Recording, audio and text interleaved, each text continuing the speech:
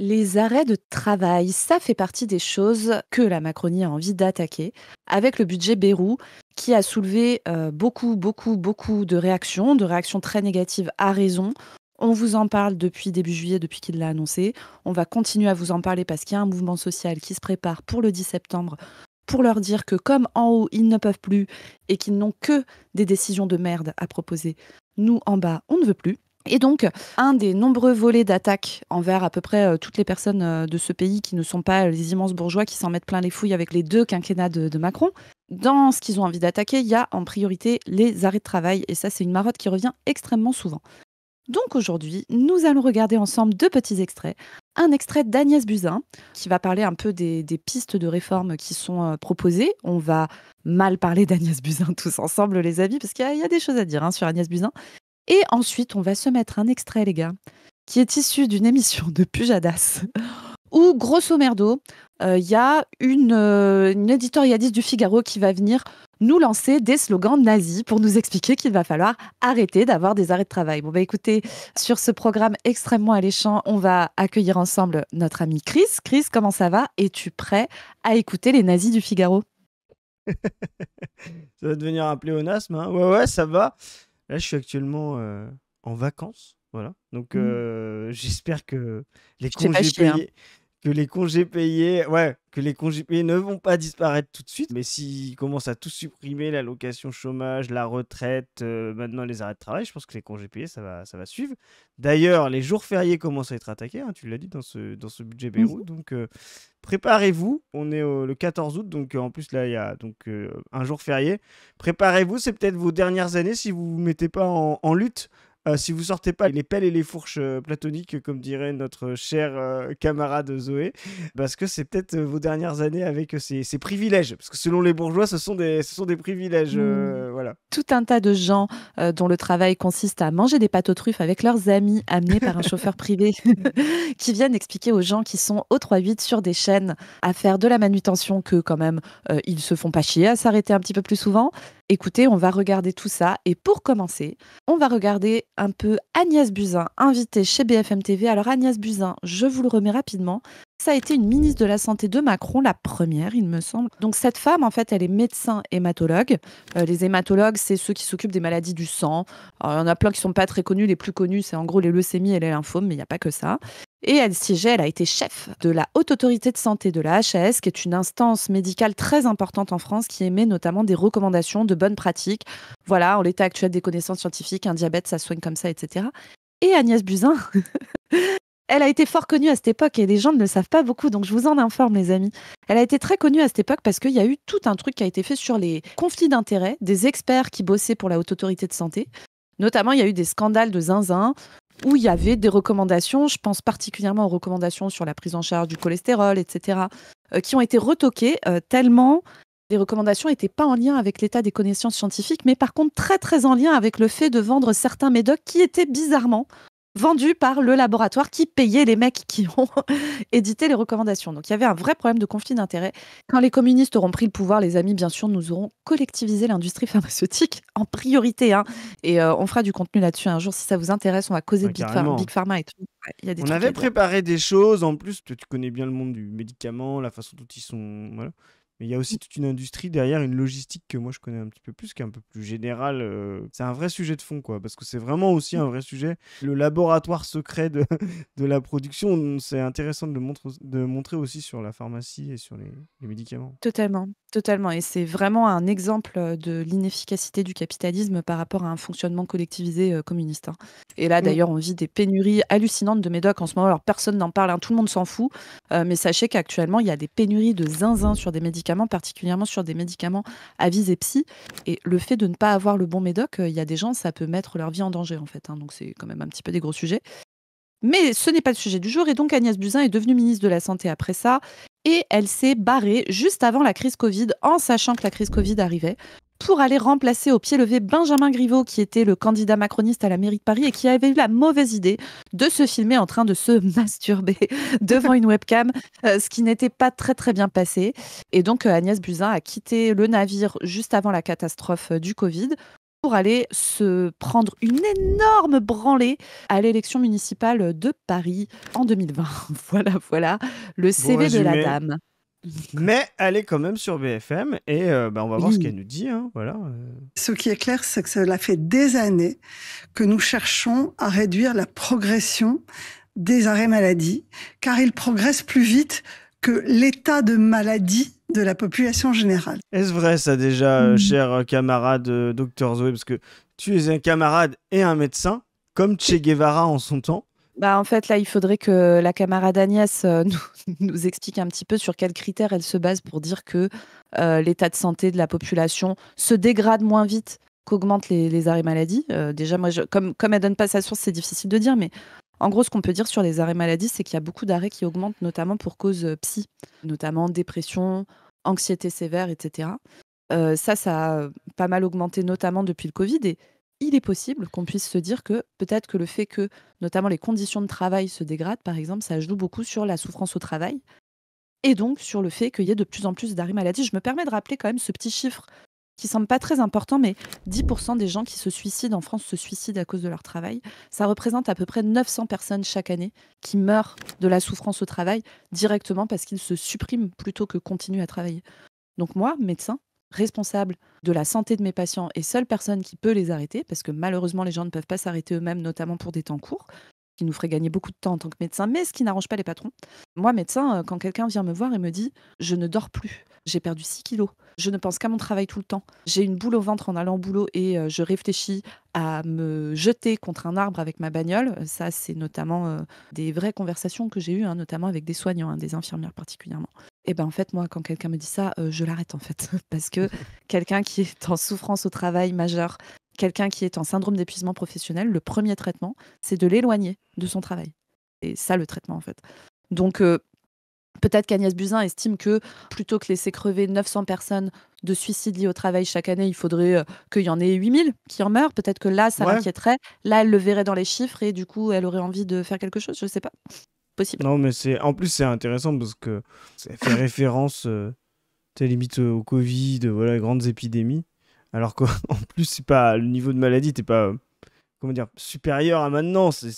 Voilà, c'est juste qu'ils étaient moins capables de le gérer, quoi. Ils inversent le côté, c'est comme si, mais ça c'est très fétichiste, quoi, de la pensée bourgeoise, comme s'il y avait une extériorité aux rapports sociaux et la maladie, ça fluctue, c'est, tu sais, naturel et totalement extérieur à la façon dont on le gère, et on est là que pour y répondre. Bah non, en fait, s'il y a des niveaux de maladie qui augmentent, c'est aussi parce qu'on met pas les rapports sociaux et les moyens pour pouvoir les contenir, les maintenir, quoi. Cette inversion, elle est vraiment toujours au profit de la bourgeoisie.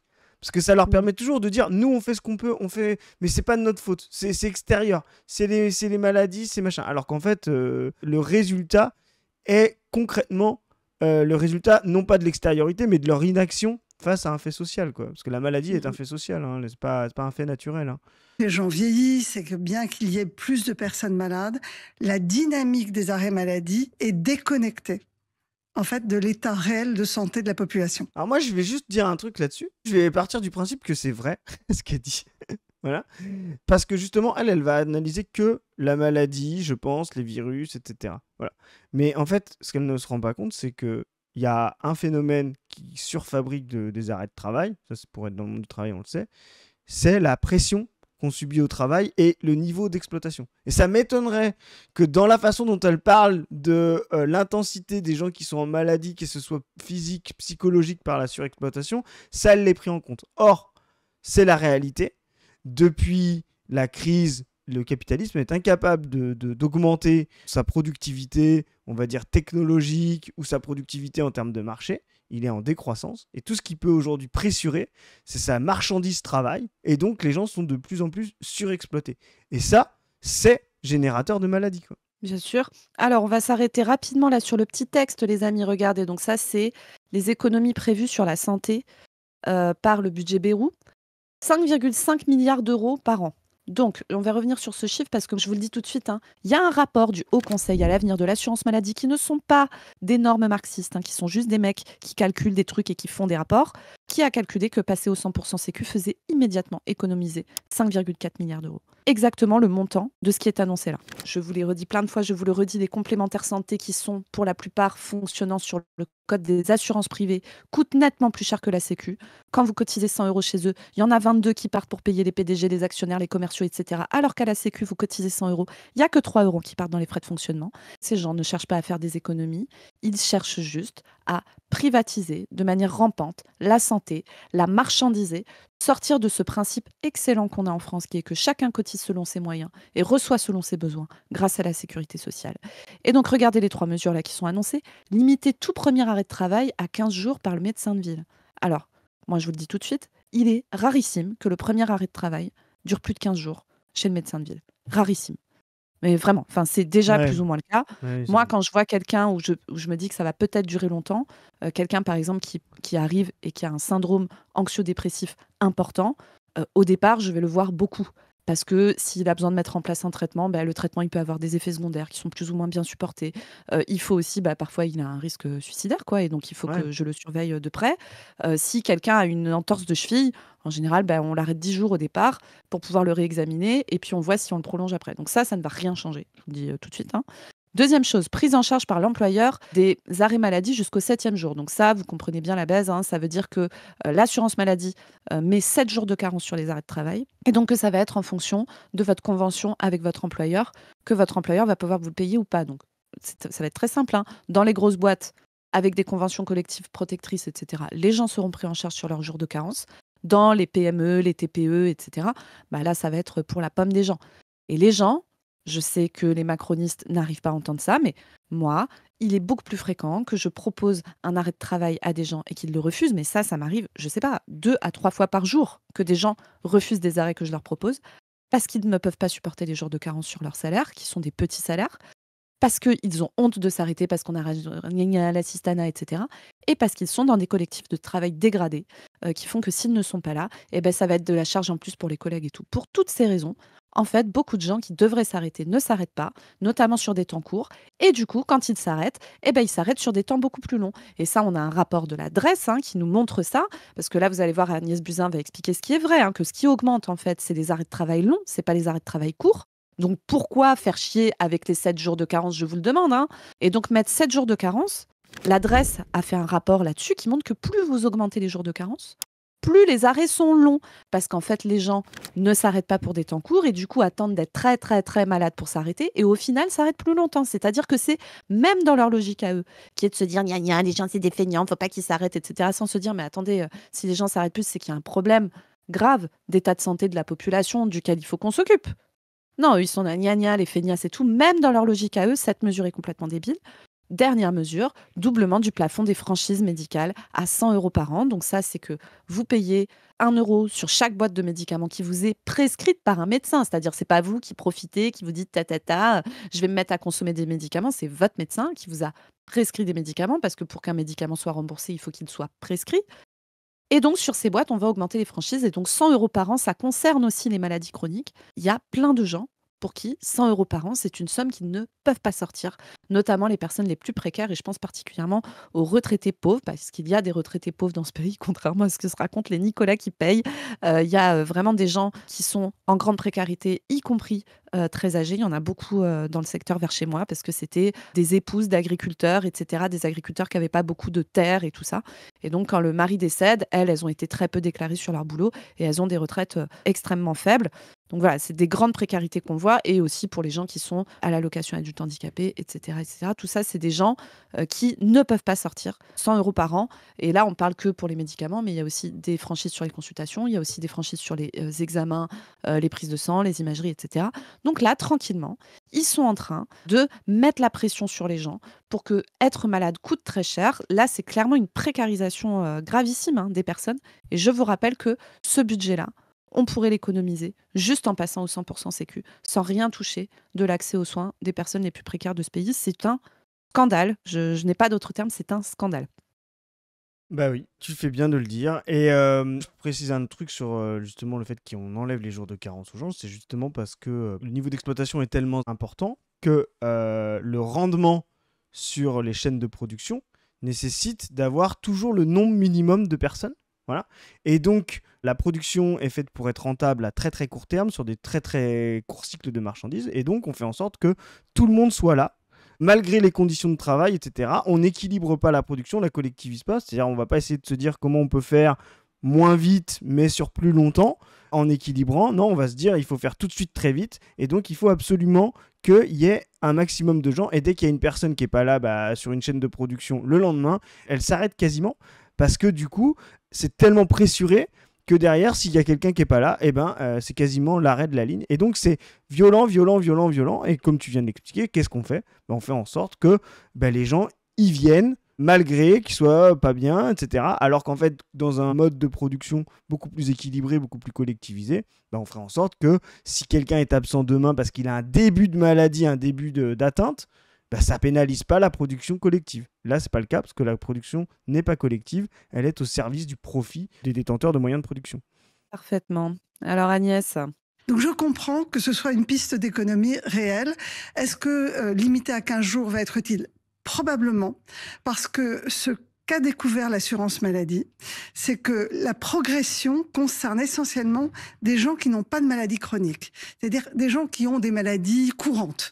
Or, il n'y a pas une grande épidémie de grippe, on est loin de l'épidémie de Covid qui justifie. alors, je me permets, Agnès, peut-être que tu ne soignes plus beaucoup de gens et que tu n'es pas au courant, mais l'hiver 2025 a été une épidémie de grippe absolument atroce. Chez moi, l'hôpital local a été en plan blanc pendant plus d'un mois. Chaque année, avec la grippe, on a d'énormes problèmes parce qu'on n'a plus assez de lits d'hôpitaux à cause de toi, Agnès Buzyn, notamment. Tu as vraiment participé à ce genre de truc. Et donc, quand les personnes âgées ont la grippe, elles sont plus à risque de faire des grippes graves, etc. et ont besoin d'être hospitalisées. Chaque hiver, nous n'avons pas de place. Et cet hiver, ça a été encore pire que d'habitude. L'épidémie de grippe a été atroce. Comme je vous le dis, un plan blanc. Normalement, le plan blanc, c'est un truc qu'on est censé sortir une fois par décennie pendant 3 jours sur une situation d'urgence exceptionnelle. Et bien, chez moi, on est en plan blanc chaque hiver et parfois pendant plusieurs mois, tellement on n'est pas organisé pour gérer la grippe. Donc, tranquille, Agnès Buzyn, en nous disant qu'il n'y a pas spécialement de grippe en ce moment. Moi, ça me tend. Ça me tend quand j'entends ça. Et donc, probablement, il y a une facilité à prescrire aujourd'hui des arrêts maladie. Et peut-être ces arrêts maladie sont-ils trop longs. Et donc, ça peut être une piste pour améliorer la situation. Voilà, mais c'est intéressant parce que justement, tu vois, on revient sur ce que disait l'extériorité, mais c'est, voilà, on n'a rien à gérer, mais c'est aussi leur façon libérale, tu vois, de voir les choses. Ah, mais là, en ce moment, il n'y a pas de maladie, donc on va supprimer des lits. Tu vois, c'est vraiment une vision de rien anticiper et de gérer. Attends, juste Vas-y. sur la longueur des arrêts, il y a un truc aussi dont on ne parle jamais, dont ne parlent jamais les macronistes, mais c'est que les arrêts sont aussi rallongés par la difficulté d'accès qu'on a aux examens complémentaires et aux spécialistes. Moi, par exemple, il y a quelqu'un qui a un syndrome du canal carpien. Pour vous dire, syndrome du canal carpien, c'est un trouble musculo-squelettique très très fréquent. Au niveau du poignet, il y a une sorte de bande fibreuse qui passe, il y a des nerfs qui passent. Et quand on a notamment du travail manuel, etc., ça peut créer une compression. Au début, on a comme des picotements dans les mains, ça peut être douloureux, ça peut empêcher de dormir et tout, être vraiment gênant. Et puis petit à petit, on perd de la force dans la main et là, ça nécessite d'être opéré. Pour pouvoir faire ça, moi, quand j'ai quelqu'un qui arrive et qui a un canal carpien qui est tellement avancé qu'il ne peut plus travailler avec ses mains, la solution, c'est de le faire opérer par un chirurgien orthopédique. C'est une opération qui est relativement simple. Et ensuite, en post-opératoire, il y a un arrêt. Alors, ça dépend du travail de la personne, mais on va dire entre 4-6 semaines la plupart du temps. Et ben moi, en fait, le temps que j'ai un examen complémentaire, si le chirurgien, parce que parfois le chirurgien souhaite un examen complémentaire avant d'opérer, parfois j'ai 3-4 mois de délai. Et puis ensuite, une fois que j'ai cet examen complémentaire, il peut y avoir encore plusieurs mois de délai pour voir le chirurgien. Et puis comme chez moi, il n'y a plus assez d'infirmiers anesthésistes à l'hôpital public, par exemple, et que la clinique privée propose ces chirurgies, mais avec des dépassements d'honoraires monstrueux, et ben le mec qui est maçon, il peut pas payer 1 500 € de dépassement entre les consultations chez le chirurgien, l'anesthésie, etc., etc. Donc, il attend à l'hôpital public d'avoir une place. Et donc, entre les examens, la consultation, la chirurgie, etc., ça a duré 10 mois, alors que ça aurait pu en durer 2. Voilà Agnès Buzyn. Donc peut-être aussi que le problème, c'est que le système de soins est tellement mal organisé qu'on prend du retard sur la prise en charge de certaines pathologies sur lesquelles on pourrait aller beaucoup plus vite. Pas parce que les gens sont des grosses feignasses et que les médecins traitants sont des gros débiles qui font des arrêts trop longs parce que ils savent pas trop quoi faire, mais juste parce que ce sont les conséquences de vos politiques. Encore une fois, je rappelle que si nous n'avons pas assez de médecins, c'est un choix politique qui a été fait à la fois par la corporation médicale et par les politiques comptables de ces 40 dernières années. Donc voilà. Il faudrait peut-être arrêter de regarder les conséquences sans jamais se poser la question des causes, en fait. C'est leur putain de boulot, normalement, aux politiques. C'est un truc de fou, hein, d'être comme ça. Là, on va rentrer dans une propagande encore plus fantastique. C'est Pujadas qui commente ça sur les arrêts maladie. Donc là, on va bien se rendre compte. J'ai un peu préparé les gens à rappeler ce que c'était la surexploitation parce que là, vous allez bien le voir. Ça va être assez évident, je pense. Comment elle s'appelle déjà cette meuf? Moi, je l'avais déjà vue, mais déjà le style. Déjà le style. Tu sais que on va avoir son nom après. Isabelle Lasserre. Isabelle Lasserre, donc voilà, elle a un gros poste au Figaro. Elle a un gros poste au Figaro. J'espère avec ce qu'elle raconte. En France, il y a une expression terrible que je n'ai jamais entendue ailleurs, c'est l'expression « je me mets en arrêt ».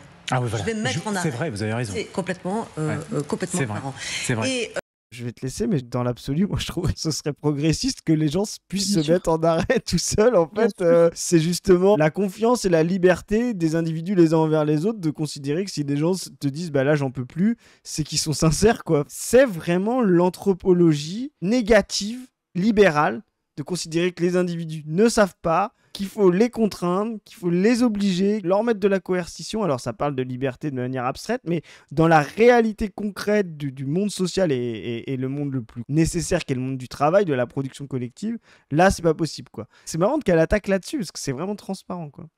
Bah ouais, et moi aussi je déteste cette expression il s'est mis en arrêt parce que dans notre monde néolibéral et tout, il y a une dimension en fait culpabilisante pour les gens. Ouais. Genre, c'est toi qui as décidé d'être malade, quoi. C'est toi qui te mets en arrêt.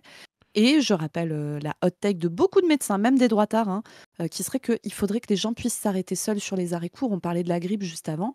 Moi, cet hiver, vous le suiviez peut-être en stream et tout, parce que j'arrivais en stream à 23h. J'étais comme ça, parce que vraiment, chez moi, ça a été l'enfer. Et on est vraiment on manque. Alors, toute la France manque de médecins, mais alors chez moi, c'est vraiment. Enfin, on est un des pires déserts médicaux de France.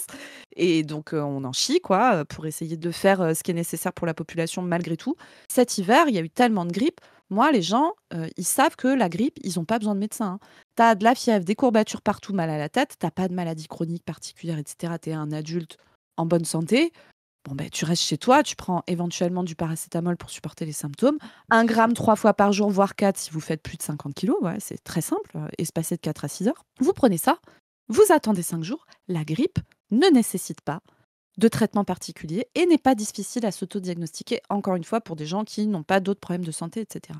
Moi, les gens, ils n'ont pas besoin de moi pour la grippe.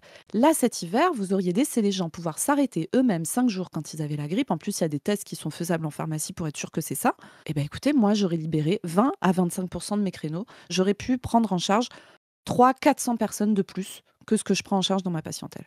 Voilà. Vous voulez une solution à la désertification médicale? Moi, immédiatement, je vous libère 20 créneaux de tous les médecins généralistes de France. Vous laissez les gens s'auto-arrêter tout seuls pour des maladies bénignes et surtout, vous les formez à savoir reconnaître les maladies, à savoir comment s'automédiquer et à savoir quand il y a des drapeaux rouges et qu'il faut vraiment aller chez le médecin, ce qui représente en fait une petite partie de ces maladies. Donc en fait, elle devrait être fière parce que c'est un premier pas progressiste de la gestion de la maladie que les gens disent je me mets en arrêt de travail. En fait, faudrait l'étendre quoi. Voilà.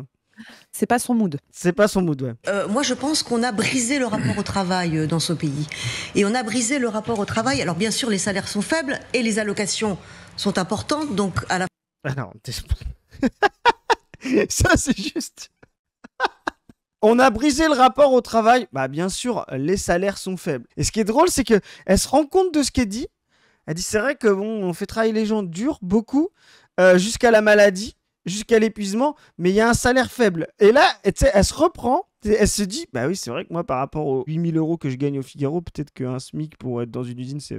Ah, mais non, en fait, pardon, c'est pas les salaires qui sont faibles, c'est les allocations chômage qui sont importantes, tu vois. Faudrait que les gens, tu vois, Zoé, entre s'abîmer au travail et se reposer pendant des périodes de non-travail, ils crèvent directement pendant les périodes de non-travail, comme ça. En fait, s'abîmer au travail deviendrait positif. Tu vois, c'est ça leur logique. Le travail n'émancipe pas, est violent, mais il faudrait que le non-travail soit encore plus violent. C'est vraiment une folie. Je trouve que les enfants qu'on envoyait dans les mines au 19e siècle avaient un meilleur rapport au travail bien sûr. Aujourd'hui, je trouve. C'était mieux. Bien sûr, ils étaient beaucoup plus conscients de la nécessité de fabriquer du charbon pour tout le monde, pour le chauffage. Quoi. C'est pour ça qu'ils y allaient d'ailleurs. On a vraiment perdu ce rapport au travail. Ça, c'est vraiment l'écart entre la vision du monde prolétarien et la vision du monde bourgeois. C'est le rapport au travail, pour eux, est individuel. C'est fondamental chez eux. C'est l'histoire même de 10 siècles de bourgeoisie, quoi. C'est un moyen d'émancipation individuelle.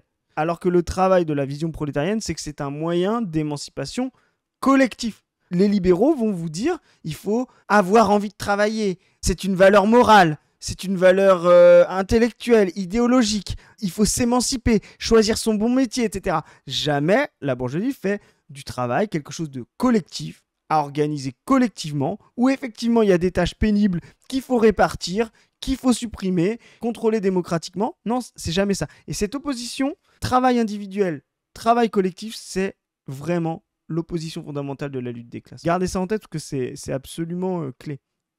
À la fin, finalement, on gagne la même chose, donc ça n'incite pas vraiment à travailler. D'esclavagiste. Hein. Ouais. Et encore, je crois que les 35 heures ont eu un effet psychologique absolument catastrophique sur la population. Et pour moi, en fait, les différents pouvoirs politiques, soit en promettant qu'ils annulent les 35 heures, soit en prenant la décision, etc., ont fait croire, en fait, aux jeunesses de ce pays que la France était un pays dans lequel on pouvait vivre sans travailler. Mais qui croit ça ? Enfin, sérieusement, qui croit ça ? Moi, j'en peux plus d'entendre ça. Tu sais, c'est comme ceux qui sont là. Ouais, quand même, ils sont là, ils sont au RSA, ils se font pas chier. Mais Isabelle va vivre avec 500 balles par mois. Fais ça 6 mois et reviens nous faire ton rapport. Moi, je n'en peux plus, en fait, de ça. C'est insupportable d'entendre ça. Mais vraiment, hein. Qui dit ça ? Qui de sensé, qui vit concrètement ce que c'est que la vie sans pouvoir travailler parce qu'on est exclu de l'emploi à cause du validisme, parce qu'on est privé d'emploi à cause de l'organisation du chômage par le capitalisme néolibéral, qui trouve ça trop bien de vivre avec pas suffisamment de thunes pour pouvoir correctement se nourrir, se loger, se chauffer ? Qui ? Putain, insupportable. Mais là, en plus, ce qui est drôle, c'est que c'est littéralement des gens qui ont un travail vraiment superficiel en plus. Elle est commentatrice LCI en venant du Figaro, quoi. C'est littéralement quelqu'un dont on n'avait pas besoin. Tu te rappelles les métiers en première ligne, etc., dont on n'avait pas besoin pendant le Covid. Tu vois, c'est vraiment typiquement elle dont on s'est rendu compte que, qu'elle soit chez elle ou qu'elle soit à la télé, ça ne changeait rien au fait que les gens puissent aller se ravitailler en vivre dans les magasins, donner à manger à leurs enfants, etc. Et donc, c'est là qu'ils viennent vous dire, on peut vivre sans travailler. Mais c'est littéralement toi qui vis sans vraiment travailler et participer à la production nécessaire de la collectivité, Isabelle. C'est pas les gens qui sont en 35 heures. Et rappel, hein, les 35 heures, parce qu'on va peut-être donner de l'urticaire à Isabelle, mais nous, on n'est pas pour les 35 heures. Hein. On est d'accord avec elle, c'est un problème, 35 heures. Nous, on est pour les 32, voire les 28. Parce que justement, c'est aussi un moyen de répartir le travail. Parce que justement, c'est ce que ne veut jamais la bourgeoisie. Elle veut le concentrer sur certains, justement pour faire en sorte que ce soit un privilège et que certains le fassent, enfin s'auto-violentent, etc., en se disant « mais moi je suis meilleur parce que j'ai un travail par rapport à d'autres qui n'en ont pas ».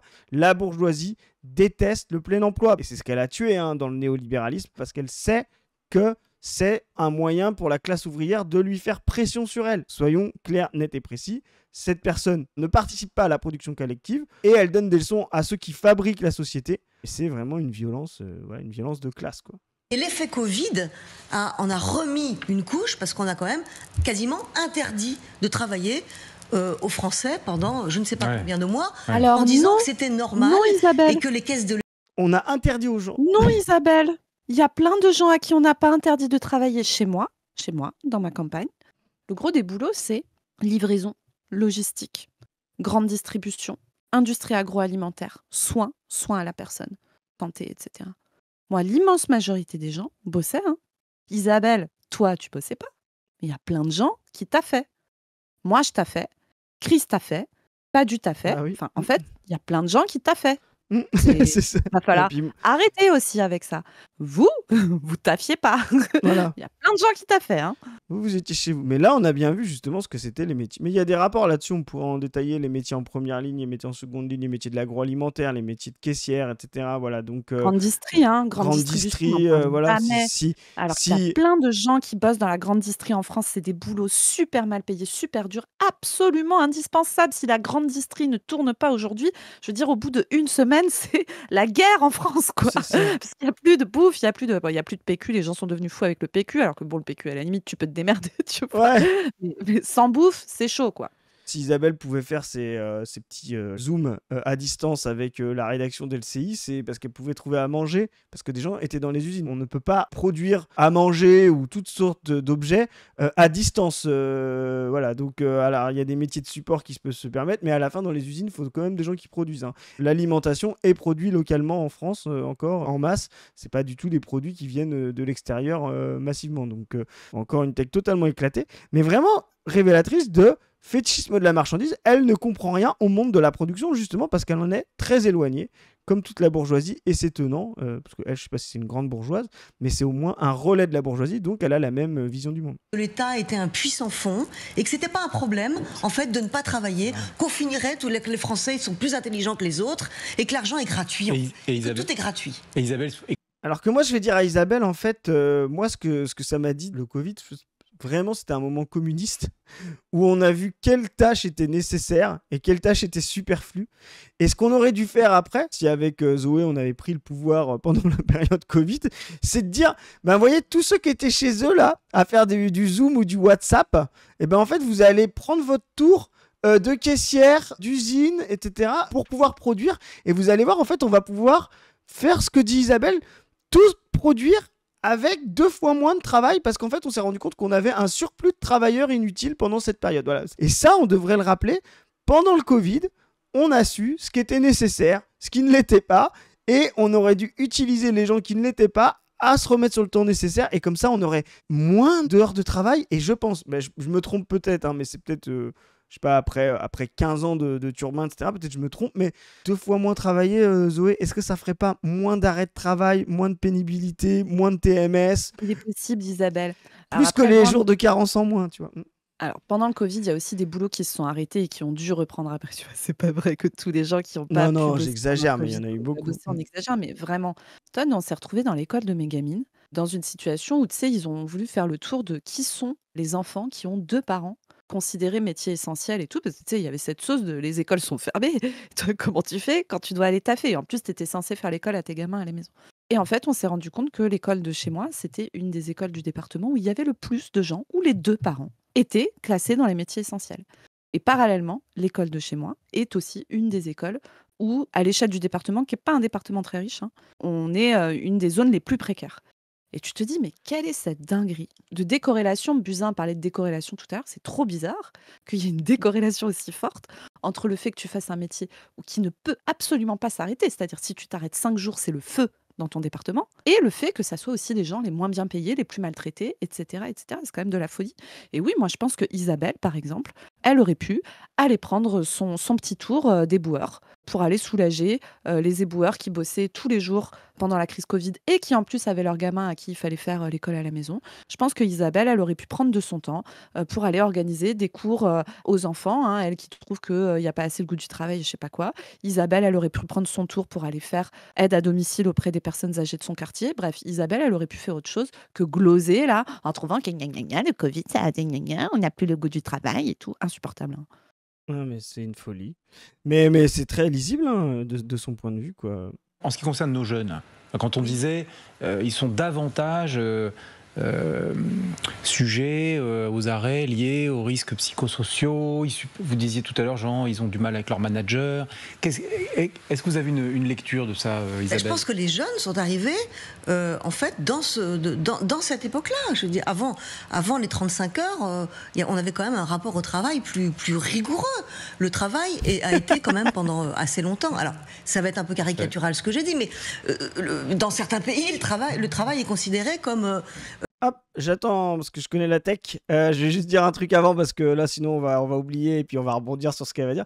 Les jeunes qui arrivent dans le monde du travail, ils arrivent dans un monde du travail qui se raréfie, où leur diplôme qu'on leur a dit de faire rapporte moins, le salaire minimum, alors qu'ils ont fait des années d'études en crevant la dalle, parce qu'on n'aide pas les étudiants à faire des études. On parle du Covid, hein, mais je me rappelle, les gens qui disent « Ah, les jeunes, etc., ils respectent rien ». Les jeunes ont respecté toutes les doctrines du Covid, de ne pas sortir, ils allaient à la banque alimentaire, etc. Les jeunes ont été les plus disciplinés pour la gestion intergénérationnelle de cette épidémie. Ils arrivent dans cette époque-là où le travail se raréfie, où les diplômes, contrairement à l'époque de cette dame-là, ne payent plus, voilà, parce que le capitalisme néolibéral est en crise.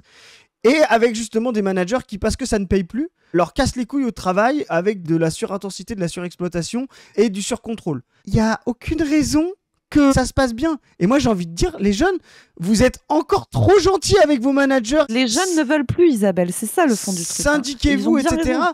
Mais vraiment, et là, ce qu'elle dit, c'est oui, avant, on travaillait en baissant la tête. Alors déjà, c'est pas vrai. Il y a toujours eu la lutte des classes et tout ce dont elle parle, la réduction du temps de travail, les congés payés, c'est justement parce qu'il y avait des ouvriers qui n'étaient pas d'accord avec la façon dont on gérait le travail. Voilà, donc ça n'est pas arrivé par miracle, Isabelle. Donc voilà. Non, il y a juste effectivement une petite classe là. Petite classe de bourgeois intellectuels qui, elle, effectivement, parce qu'elle a un travail qui lui plaît et qui rapporte beaucoup, hein, ça va souvent ensemble, hein, voilà, et qui rapporte beaucoup, et ben effectivement, te dis, moi je suis prêt à faire 60 heures, hein, moi 60 heures au Figaro, je l'ai fait, il n'y a pas de problème, j'aime mon travail, le travail c'est important. Oui, effectivement, dans ce rapport-là, on se rend un petit peu moins compte de la violence de la production, quoi. Et là, elle va nous dire quelque chose. À votre avis, qu'est-ce qu'elle va nous sortir ? Quelque chose qui vous permet d'être libre. Voilà, alors, attention. Voilà, attention, attention. Le travail rend libre. Le travail rend libre, les amis. Alors moi, je parle pas allemand, mais je crois qu'en allemand, je sais plus comment. Toi qui parles allemand, Zoé, je sais plus comment ça se dit, mais je sais où c'était inscrit, par contre. Voilà. Arbeit macht frei, qui signifie le travail rend libre, et qui était en fer forgé à l'entrée d'Auschwitz, parce que les nazis avaient, on va dire, un sens aigu de la formule et du cynisme dans l'usine de mort qui était à Auschwitz. Voilà, on va voir le journaliste qui va tiquer. Mais c'est aussi, tu sais, là, moi je vois un fond de féminisme bourgeois. Parce que c'est cette génération-là, Isabelle Lasserre, etc., de dire, mais en fait, le travail, ça nous a rendu libre. En fait, on se rend compte que entrer dans le monde du travail pour Isabelle Lasserre, je sais pas ses parents, mais à mon avis, elle vient pas de milieu ouvrier, en devenant journaliste au Figaro, oui, c'est une libération. Entrer dans le monde du travail pour la majorité des femmes en devenant opératrice conditionnement dans les usines agroalimentaires, le concept de libération est un petit peu plus compliqué, quoi. Voilà. Donc je trouve que les deux sont intéressants. On va voir notre journaliste qui a un peu plus de culture qu'Isabelle Lasserre va saigner du nez là. D'accord, c'est pour ça que je dis, je vais être caricatural, etc. Ouais. Pas pour... Alors l'adjectif c'est pas caricatural, c'est nazi. Hein. C'est... Voilà. tu vois. Genre, nazi quoi. Enfin, voilà. Après. Chacun son truc. Hein. La caissière du supermarché, je pense pas qu'elle est libérée par son travail. Ah. Ouais, elle s'est rappelée là. Elle a eu le retour image de quelqu'un qui paye. Ah oui, c'est vrai, les caissières. Ah oui. Mais tu sais, les caissières, c'était des gens comme Isabelle, ils applaudissaient aux casseroles. Tu vois, ah bravo les caissières, bravo les métiers, bravo c'était super. Pas pour aller les aider non plus. Et pas pour dire à Ombeline qui faisait sa leçon de piano dans la pièce d'à côté. T'as vu, hein, on a applaudi les caissières. Toi aussi Ombeline, sois caissière plus tard. Non, c'est super, mais il faut s'en tenir éloigné, quoi. Ça c'est vraiment la bourgeoisie. Non. Le travail est quand même ce qui vous permet d'être sociabilisé. Liberté, acquisition de la liberté, travail. Et le travail de tous, pas le travail individuel, voilà. Ouais. Alors tu sais, moi, Isabelle, dans tous les boulots que j'ai fait du centre d'appel notamment, je me suis pas sociabilisée de fou. Hein. C'est-à-dire que j'étais chronométrée sur chaque truc, le temps que je mettais pour aller pisser, le temps que je mettais entre chaque appel, le machin, le truc, le bidule. On était mis en équipe et il y avait des primes d'équipe, ce qui faisait que si toi, sur tes stats individuelles, tu t'en battais les couilles en veille, il y avait quand même la mère célibataire avec 3 enfants qui avait besoin des 100 balles de prime et qui venait te mettre la pression parce que toi, tes stats n'étaient pas assez bonnes pour que l'équipe puisse avoir une prime. Isabelle, écoute, essaye de te rendre compte du niveau de privilège de classe que tu vis et arrête de parler de travail, vraiment. Et justement, par définition, on s'en rend pas compte. Quoi. Travail, moi, ça me rappelle des mauvais slogans. Mais disons, s'épanouir. Ça lui rappelle des mauvais slogans. C'est vrai que c'est pas la meilleure pub pour le travail qu'on a fait le camp d'Auschwitz, quoi. Mais intégration à la société. S'intégrer, s'épanouir. Ça vous acceptez. Bah oui, parce que non, mais pour info, le travail, c'est pas ce qui permet de s'intégrer à la société. C'est ce qui permet la société tout court. Par définition, tout le monde est intégré à la société, même les gens qui travaillent pas. Tu vois, mais ça, c'est particulier. Cette façon d'exclure des gens qui n'auraient pas de travail. Et là, on pense à tous nos amis et camarades qui ne peuvent pas travailler parce que le travail est survalidiste, parce que justement il est dans le rendement, il est dans l'exploitation d'une certaine force. Alors à une époque elle est physique, à une autre époque elle est intellectuelle, mais voilà, normalisante, et donc il exclut plein de gens qui ont pas les mêmes rythmes, ont pas les mêmes modes d'attention, etc. Il est ultra validiste, et là elle vient dire, mais si vous ne travaillez pas, en plus, limite vous ne faites pas partie de la société. C'est d'une violence hallucinante, quoi. À partir d'un moment, on a complètement déconstruit en fait ce rapport au travail en disant le mieux c'est de moins travailler. On va moins travailler, on va baisser l'âge de la retraite. Oui. Ouais. Et vraiment, je pense, on peut faire un sondage, hein, parce que ces gens-là aiment la démocratie quand ça les arrange. Mais moi, je veux bien qu'on fasse un référendum pour savoir si la majorité de la population pense si le mieux, c'est de moins travailler et de baisser l'âge de la retraite. Je suis sûr qu'on a gagné. Hein. Il n'y a même pas besoin de faire campagne. Hein. Isabelle, oui. Et sache que nous avons pour projet de prendre le pouvoir un jour. Pas nous tout seuls. Hein. Nous, tout notre camp politique, qui seront devenus de fervents communistes. C'est ça notre objectif. Hein. Et sache, Isabelle, que si tu continues à avoir ce genre de take, tu vas aller faire un petit tour à désherber des carottes. D'accord. Je vous rappelle que nous ne sommes pas des chiens. Et donc, quand Isabelle ira désherber des carottes, elle aura le droit à des vacances, à des week-ends, à une gourde et à un chapeau. Mais elle va quand même aller taper son putain de désherbage de carottes là avant d'aller parler de travail. Non mais c'est quoi ce délire là? Et de la crème solaire si on est gentil. Hein. Voilà. Oui, bien sûr, prévention des cancers UV induits, évidemment. Hein. Contradiction totale avec les moyens économiques de notre État. Voilà. Et ça dépend sur, hop, économie politique fétichisée. Mais non, mais en fait, on doit travailler plus parce qu'on n'a plus les moyens. Mais en fait, il y a un fond derrière, réel.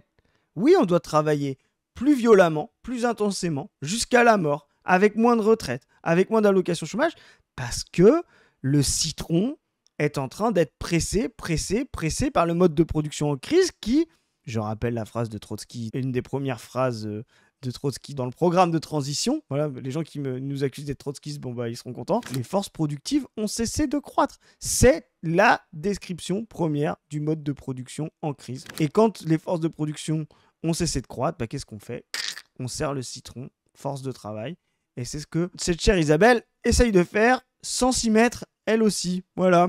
Bon les gars, sur ce, donc je vous rappelle que le 10 septembre, il y a une mobilisation contre ce budget Bayrou. Aujourd'hui, on a parlé d'arrêt de travail, on a parlé de rapport au travail, etc. On a rappelé que ce que ces gens sont en train de vous dire, ce sont des gros mensonges.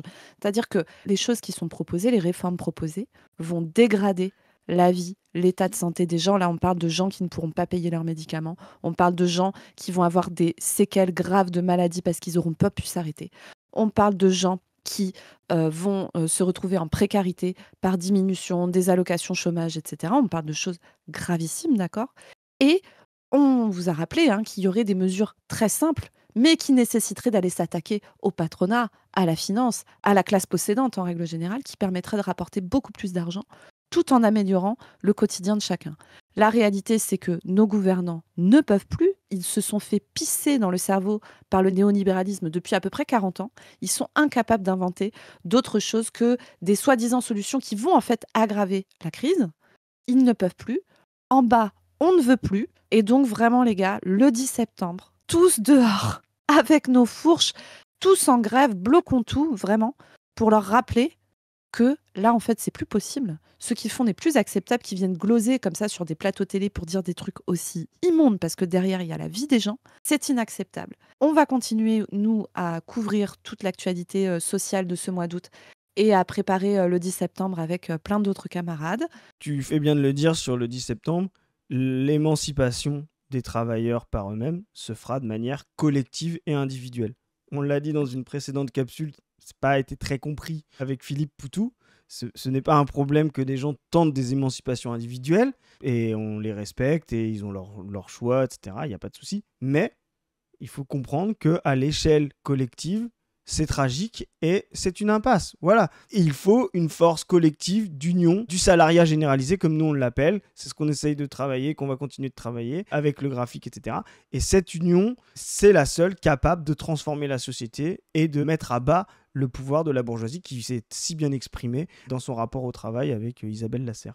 Parfaitement. Sur ce, les amis, vous pouvez vous abonner à cette chaîne si vous voulez suivre toute l'actualité, notamment en lien avec le 10 septembre. Vous pouvez vous abonner à la chaîne de Padu, à la mienne. Vous pouvez aller lire la revue Position Revue dans laquelle vous pouvez nous soumettre vos chroniques de l'exploitation, c'est-à-dire vos expériences de travail, quelle que soit l'expérience de travail que vous avez faite d'ailleurs. On adore les publier et donc vous pouvez contacter la revue directement sur son site pour pouvoir soumettre vos chroniques.